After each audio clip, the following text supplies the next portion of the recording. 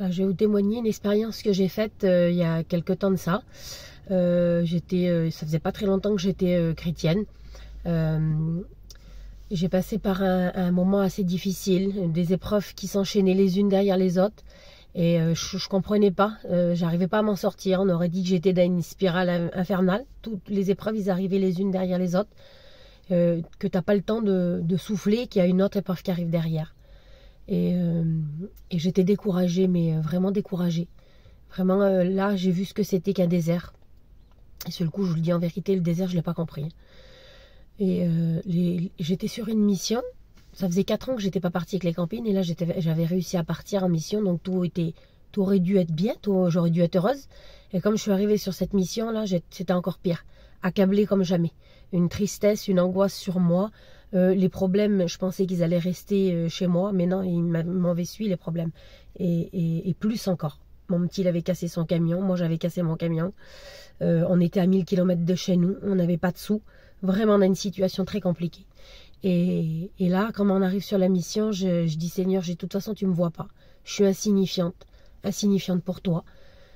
Tu n'écoutes pas mes prières. J'ai là autant de campings qu'il y a sur la place. Si tu vois, t'écoutes.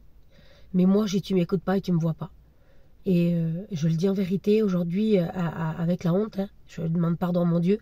Dans le découragement, j'avais dit, Seigneur, je vais te laisser. Je vais lâcher ta main et je vais retourner dans le monde.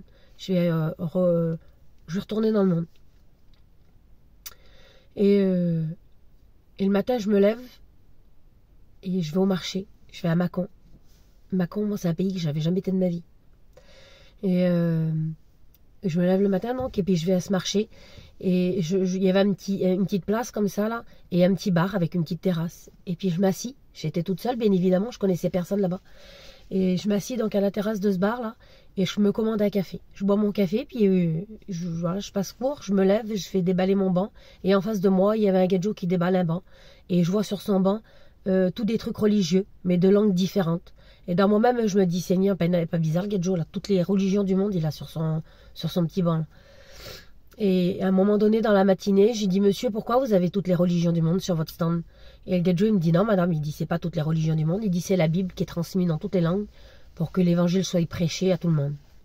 Et quand il me dit ça, ce gadjo, l'évangile, ça me percute dans mon cœur.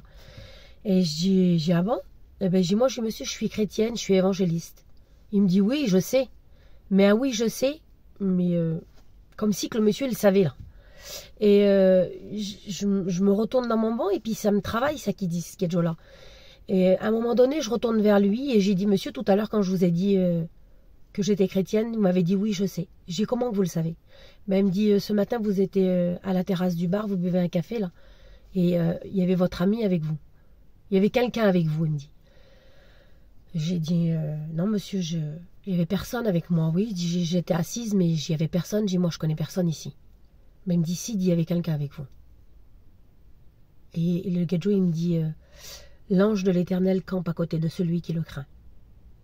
Et moi, sur le coup, j'arrivais pas à réaliser l'ampleur de l'expérience, en fait, de la situation. J'arrivais pas à la réaliser.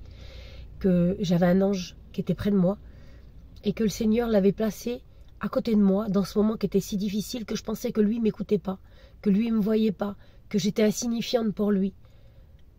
Mais non, on n'est pas insignifiant pour Dieu, parce que le Seigneur, il place des anges autour de nous. Et quand on en a réellement besoin, comme j'étais dans le besoin là, eh ben, cet ange, il s'est fait voir à quelqu'un pour que cette personne puisse témoigner que le Seigneur, il était à côté de moi. Et le gadjo qui était déballé à côté de moi, là, c'était pas n'importe qui en vérité. C'est un gadjo qui travaillait avec le COSEC. Il faisait des réunions... à l'époque, c'était un vieux gadjo. Hein. Ils faisaient des réunions avec le COSEC, ils allaient un peu de partout en ville, et puis ils prêchaient l'évangile comme ça un peu partout, aux sans-abri, aux gens dans la rue. C'était un missionnaire de France, en vérité. Et donc, c'est pour vous donner un petit mot d'encouragement, les sœurs, celles qui passent par des moments de découragement, que des fois ils pensent que leur prière, il n'est pas entendu à Dieu. Sachez que non, le Seigneur, il nous entend, il nous voit. À chacun de nos moments, qu'on soit dans des bons moments comme dans des mauvais moments. Des fois, on traverse des déserts, on ne les comprend pas. Moi, ce désert, je ne l'ai pas compris. Mais aujourd'hui, je le comprends. Je sais que l'ange de l'Éternel campe à côté de moi. Parce que voilà, maintenant, aujourd'hui, je le sais, c'est mon expérience. Et que Dieu vous bénisse.